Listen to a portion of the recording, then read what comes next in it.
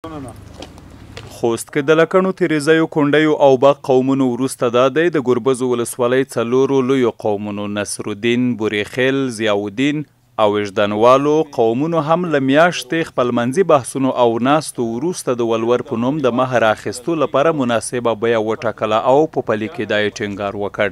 د ګربزو دیني عالمانو او قومي مشران وایي لوړ ولور په ټولنه کې د اخلاقي فساد، ټولنیزو جرمونو او د ځوانانو د بې وخته زړېدنې لامل کیږي. بالاخره میر په دې اتفاق ورسېدلی چې میر د ښځې تړین وکړي 3 لکه مهر کښېښه.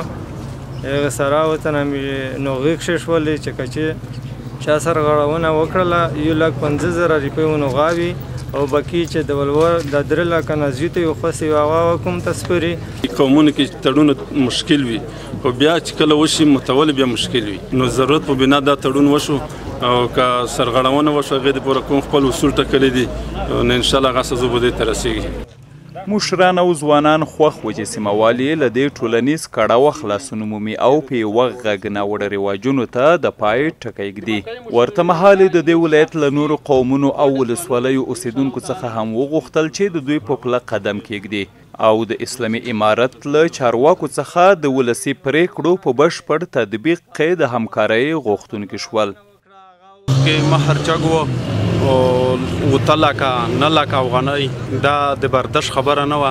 هېڅ چې کوم تړون وکړو په دا کې موږ ته اسلامي امارت وعده سره کړي دو انشاءالله تعالی دا اوس هر ته رسېږي یا دا وشي دا یې موږ دپاره د ځوانانو دپاره ډېره یوه پیدا دو.